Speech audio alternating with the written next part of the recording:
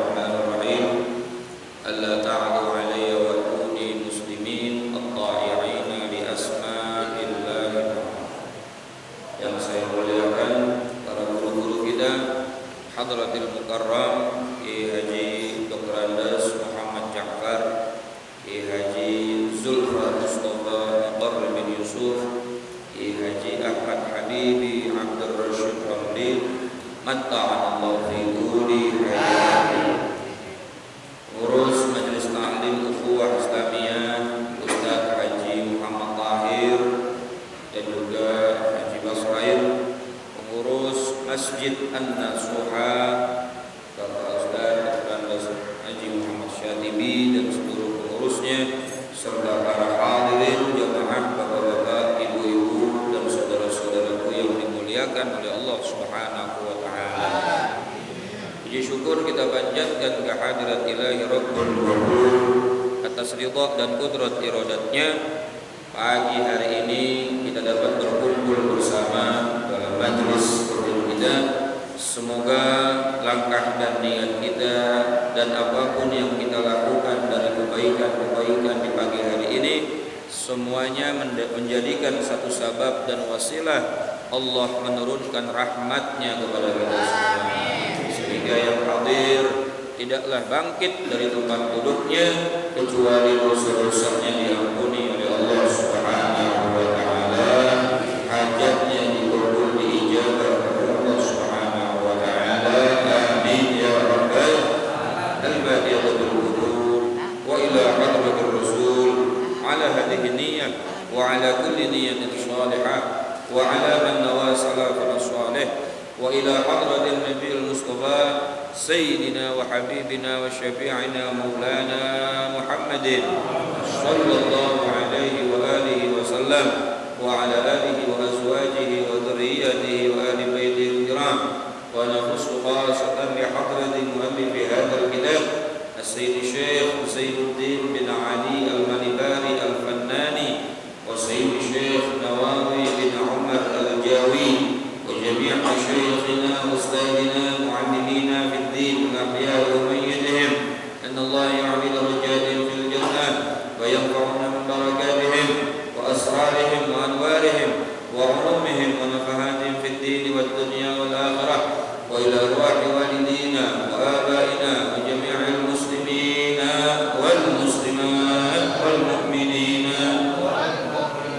بالنية الصحة والسلامة والعافية كاملة بجاه سيدنا محمد بن عبد الله وإلى حضرة النبي الفاتحة.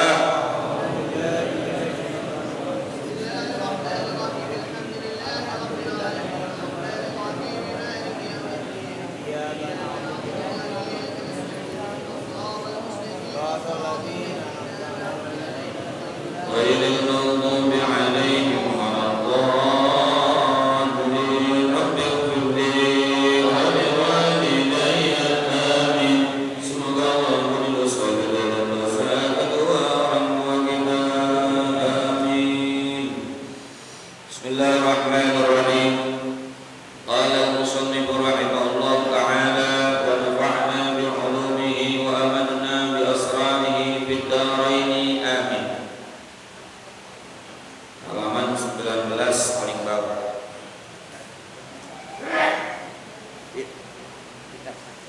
Wa qala Rasulullah sallallahu alaihi wasallam Utlubil ilma, tuntutlah ilmu walau bainaka wa bainahu, walaupun antara engkau dengan ilmu tersebut bahrun minan nar, ada lautan api.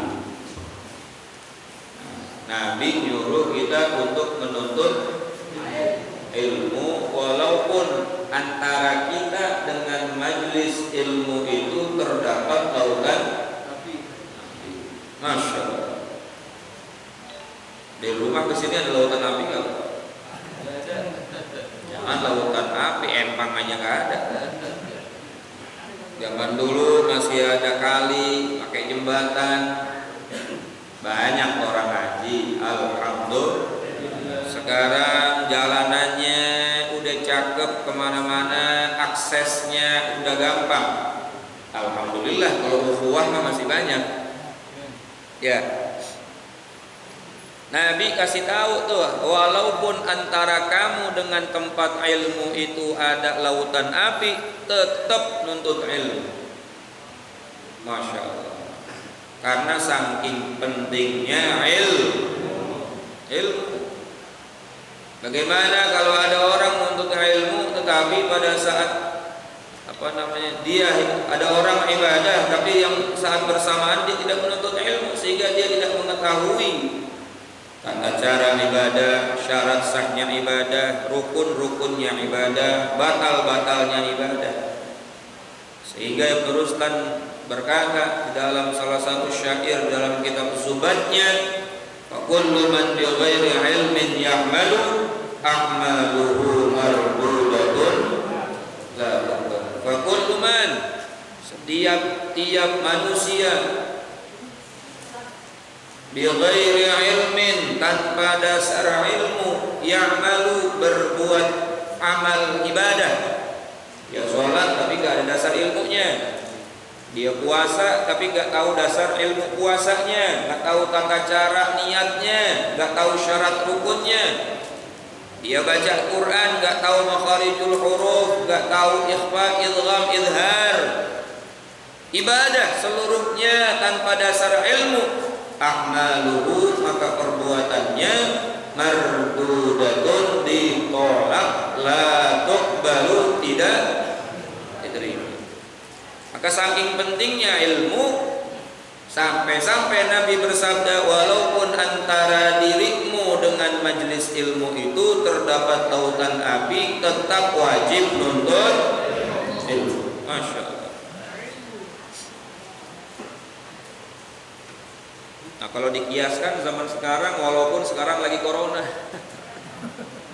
walaupun sekarang lagi covid, meskipun kita tetap mematuhi protokol kesehatan, tapi tetap tidak menyurutkan semangat kita untuk hadir majelis ilmu. Dan pahalanya kemarin kita bahas berapa tahun Pak? 70. Kita hadir majelis cuma belajar satu bab, pahalanya seperti ibadah 7.000 tahun. Yang siang harinya puasa, malam harinya qiyamul lail, dan semuanya diterima. Coba bayangkan, Bapak hadir ngaji, belajar satu bab, niatnya ikhlas karena Allah, pengen dapat manfaat selamat dunia akhirat, maka keluar dari sini gotong pahala 7.000 tahun puasa sunnah siang hari, malam qiyamul lail. Itu kalau satu bab. Ini berapa bab? Udah 17 bab. Gurunya aja 4 tuh, Masya Allah. Udah ada bab fikih, bab tafsir, bab hadis, sama ini atau lagi. Berarti 7.000 kali 4. Waduh, luber-luber tuh pahalanya. Kalau niatnya lillahi, makanya niat ini penting, harus kita perhatikan. Wa qala sallallahu alaihi wasallam, dan Nabi sallallahu alaihi wasallam bersabda, utlubil ilma, tuntutlah ilmu minal mahdi, dari ayunan, ilal lahdi, sampai masuk liang kubur. Waktunya dari mulai diayun sama emak kita sampai masuk liang kubur. Anak masih diayun kan, baru dia belajarin bagaimana cara panggil emak yang benar, cara panggil bapak yang hormat, cara panggil kakaknya abah, kakak, teteh, mbak. Itu kan salah satu nuntut ilmu tuh. Betul. Nanti udah bisa ngomong, mau makan diajarin sama emaknya, ayo sebelum makan bismillah. Mau tidur diajarin sama emaknya, ayo bobo baca Allahumma bismika Allahumma ahya. Jadi mulai di dalam ayunan ibunya udah mulai diberikan pelajaran-pelajaran. Sampai kapan tuh nuntut ilmu? Ilalahdi, sampai masuk liang lahat. Gak ada yang namanya nuntut ilmu selesai. Wah, saya udah S1, baru S1, SD doang. Ya, mau S1, S2, S3 yang namanya ngaji kagak pernah kelar. Mau katanya udah jadi ustad, tetap yang namanya ngaji tidak pernah selesai. Imam Syafi'i ngaji sama gurunya, salah satu gurunya beliau ada yang namanya Imam Malik. Imam Malik meninggal dunia, sebelum meninggal dunia nanya sama gurunya, wahai guru, kalau engkau sudah tiada, saya mau ngaji sama siapa lagi? Padahal udah hafal Quran, kitab muwatta'nya Imam Malik sudah di luar kepala, masalah-masalah furu'iyah dalam urusan agama dikuasai, masih nanya saya mau ngaji sama siapa lagi? Masya Allah. Ada saya punya guru namanya, salah satu muridnya Imam Abu Hanifah, Abdullah Syaibani. Kamu pergi sana ke Mesir, ada seorang alim, salah seorang murid dari Imam Abu Hanifah namanya Syekh Al-Imam Abdullah Syaibani. Imam Malik meninggal dunia, cari tuh ngaji lagi, padahal ya Allah udah jadi imam, udah jadi mufti, udah punya muridnya Imam Hambali. Masih mau nggak? Nah, kita baru tahu satu hadis, 2 hadis, gua udah kenal gitu kan, udah ngerti, gua udah laguan. Padahal kalau dibilang dikatakan metodenya Imam Syafi'i dengan Syekh Abdullah Asy-Syaibani itu sangat berbeda. Imam Syaibani itu mazhabnya Hanafi. Bahkan jangankan sama Imam Syaibani, sama Imam Malik saja berbeda. Dulu Imam Syafi'i ini saking cerdas Imam Syafi'i, ijtihadnya luar biasa. Ditanya sama Imam Malik gurunya, Syafi'i, wahai Muhammad bin Idris, semua ulama madhab dari Hanafi, Maliki, semuanya berkata mengambil daripada sabda baginda Nabi Muhammad SAW, kalau wudhu membasuh yang namanya kepala itu harus seluruhnya rata. Nah, ini kalau begini, kalau Bapak dengan cara seperti itu semua madhab membenarkan, termasuk Imam Syafi'i. Tapi kenapa kau mengatakan hanya cukup bagian saja? Lah, sebagian pun kepala guru. Oh iya. Sebagian pun apa? Kepala. Lalu pernah didebat lagi, bukan didebat, ditanya lagi. Semua mazhab mengatakan bahwa yang namanya kunut subuh itu tidak sunnah. Tidak apa? Tidak sunnah. Karena Nabi seumur hidup tidak melakukan itu, hanya pernah beberapa kali saja. Hanya pernah beberapa kali saja. Apa jawaban Imam Syafi'i? Walaupun beliau Rasulullah hanya melakukan satu kali saja, maka itu hukumnya udah sunnah.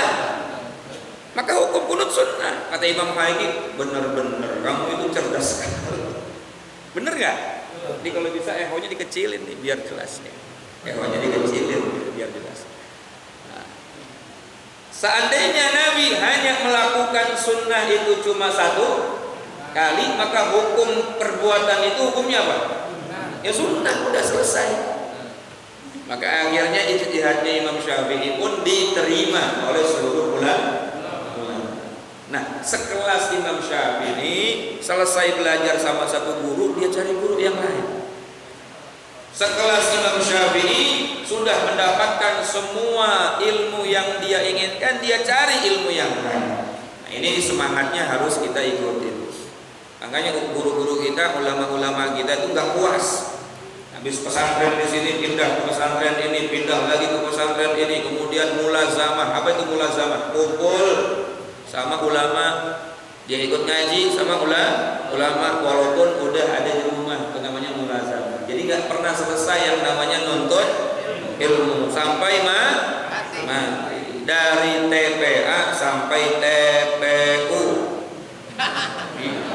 Ngaji itu dari TPA sampai TPU baru selesai. Taman pendidikan anak-anak, lanjut lagi taman pendidikan aki-aki, lanjut sampai TPU selesai baru itu. Kalau udah sampai TPU selesai, tidak ada yang namanya ngaji selesai. Jangan pernah puas sama ilmu. Karena yang namanya ilmunya Allah itu kemarin dibahas di akhir surat apa itu? Sebelum Maryam surat apa yang dulu kita bahas? Seandainya yang namanya lautan di seluruh samudra di dunia ini dijadikan tinta, kemudian pohon-pohon yang ada di dunia ini dijadikan pena untuk menulis ilmunya Allah Subhanahu wa taala, la nafidat kalimatillah, tidak akan pernah selesai itu yang namanya kalimat ilmu Allah dituliskan. Lautan jadi tintanya, pohon-pohon berapa miliar pohon, berapa triliun pohon, laut berapa kubik airnya dijadikan tinta untuk menulis ilmunya Allah. La nafidat kalimatillah, gak pernah selesai dan gak akan pernah habis ya, karena Allah itu sifatnya apa? La nihayatallah, gak ada batasnya. Maka jangan pernah merasa puas dengan satu ilmu kemudian gak mau ngaji. Ai inna ta'allumal ilmi fardun. Tafsir daripada hadis yang tadi, inna sesungguhnya ta'allumal ilmi, menuntut ilmu, fardun hukumnya fardu, fi jami'il awqat, di dalam seluruh waktu, wal halat dan keadaan. Jadi satu hari itu ada hak waktu yang harus kita penuhi. Haknya itu diantaranya adalah hak untuk mendapatkan ilmu fi kullil awqat wal halat dan keadaan. Ya Allah, alhamdulillah kita hidup di Priuk, di Warakas, Tanjung Priuk, Papanggo, Bahari masih banyak majelis taklim. Kita mau ngaji mana aja majelis taklim terbuka. Alhamdulillah. Wa qala ba'dus salaf, seorang ulama salaf itu adalah ulama di zaman awal-awal generasi Islam, yaitu 300 pertama lah, 300 tahun pertama. 300 tahun pertama itu disebutnya apa? Salaf. Termasuk Imam Syafi'i ulama salaf, Imam Bukhari ulama salaf, Imam Nawawi ulama salaf, ya. Nah, di antara ulama-ulama salaf itu ada yang berkata, ba'dus salaf berkata, al-ulum arba'atun. Ilmu yang sangat penting dituntut dalam kehidupan kita itu ada 4 macamnya. Yang pertama al-fiqhu lil adyan. Ilmu fikih dalam urusan agama. Ini mencakup tauhid, tasawuf, akhlak dan lain sebagainya dalam urusan agama. Itu yang pertama. Wattibbu, kemudian ilmu kedokteran lil abdan, untuk badan, untuk kesehatan badan. Dulu pernah sowan ke Abah Lutfi, Habib Lutfi bin Yahya. Saat itu ada seorang wanita minta saran sama Abah. Habib, ini anak saya udah selesai pesantren, udah selesai sekolah aliyah, mau masuk kuliah, tapi dia mau di umum, bukan di agama. Kira-kira masuknya kemana? Habib Lutfi bilang, cari fakultas kedokteran kalau punya duit. Nah, jadi kedokteran itu penting, apalagi perempuan. Mobil khusus untuk apa tuh? Untuk melahirkan. Sekarang kan cari dokter kandungan perempuan susah. Banyakan apa? Lekong-lekong laki-laki. Masa bapak tega? Walaupun secara hukum kalau udah darurat ya nggak masalah. Masa tega sih dipegang laki-laki? Betul nggak? Nah, kalau orang perempuan itu jadi dokter spesialis kandungan kan enak, apalagi orang muslim. Jadi penting tuh, apalagi sekarang krisis tenaga kesehatan. Banyak virus, banyak penyakit, tetapi dokternya kurang. Jadi zaman dulu udah dikatakan tuh penting juga tuh yang namanya at-tib, ilmu kedokteran, ilmu kesehatan untuk kesehatan badan. Wan nujum lil azman, kemudian yang nomor 4 adalah ilmu astronomi. Saya mau ngomong ilmu nujum takutnya nanti pikirannya ilmu nujum itu ilmu ramalan. Bukan, ilmu nujum itu ilmu astronomi, falakiyah.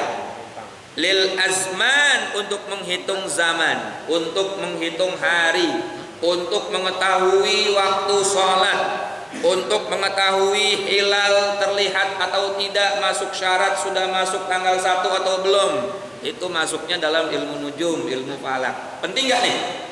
Penting. Kalau orang Islam nggak bisa ngitung peredaran bulan, nanti waktu sholatnya berantakan. Betul nggak? Dan yang terakhir, wan nahwu lil lisan, ilmu nahwu untuk bisa memahami bahasa. Nahwu sorof, ada sorof tentang kalimat, ada ilmu nahwu untuk memahami bahasa. Kita nggak tahu kalau nggak belajar ilmu nahwu sorof, ini bacaan dibaca a, i atau u. Al masjidah, al masjidu, apa al masjidi, kan nggak tahu begitu. Betul nggak? Ya, sama kayak ilmu fikih itu, kalau nun mati ketemu kaf namanya ikhfa. Nah, kalau misalnya ilmu nahwu, kalau ada huruf inna ketemu dengan kalimat isim, maka ujungnya dibacanya apa? Betul. Kalau ada huruf inna masuk ke dalam fi'il mudhari, maka jadinya apa? Nah, itu urusannya ilmu nahwu. Seperti la azidannakum, huruf lam masuk dalam kalimat fi'il mudhari, maka lamnya disebutkan lam lil qasam, lam sumpah. La uqsimu la azidannakum, maka pasti aku akan tambahkan. Nah, lam masuk dalam kalimat fi'il mudhari. Nah, kan puyeng kan kayak begini kalau nggak ngaji mah. Ya. Makanya Ustaz dibagiin kitabnya, kitab kuning apa kitab putih? Kitab putih aja dah, kitab kuning takut puyeng. Lagi kan yang ngaji kagak belajar ilmu nahwu. Yang belajar aja kadang-kadang puyeng ini apa i apa u, udah kita udah ada yang praktis kita pakai yang praktis, kecuali kalau memang kita mau ngaji beneran, talaki sama guru, ngaji beneran sama guru, ya udah kita pakai kitab kuning, gurunya baca di lughah, di surah dan seterusnya, kita ikutin dah tuh. Kalau ngaji model kayak begini, kadang udah ngaji pakai kitab putih begini aja, ya, udah ada terjemahnya aja barlen, baru kelalen. Nah, jadi ilmu itu ada berapa tadi? 4 yang penting dah tuh. Jadi kalau punya anak 4 itu dah kalau bisa. Yang pertama ilmu agama. Ilmu agama mencakup tauhid, fikih, tasawuf. Kemudian yang kedua ilmu kedokteran, baik alternatif ataupun kedokteran yang sesuai sertifikasi kedokteran. Atau yang ketiga ilmu falakiyah, ilmu perbintangan, astronomi. Nanti juga masuknya ke fisika dan seterusnya. Dan yang terakhir ilmu ilmu tentang mempelajari bahasa. Bahasa penting.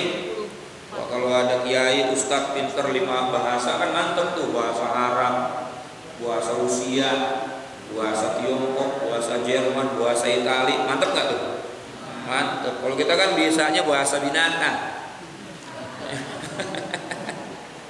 Nah, kiai udah ada. Wa'lam, sedikit lagi, ketahuilah anna tahsilal ilmi, bahwa sesungguhnya ilmu itu dihasilkan ala nau'aini, dengan 2 cara. Ilmu apapun, baik ilmu agama atau ilmu umum, itu dihasilkannya dengan 2 cara. Jadi Bapak kalau pengen nuntut ilmu, pengen hasil, ya caranya cuma 2. Yang pertama apa? Kasbiyin. Yang pertama caranya dengan kasbi.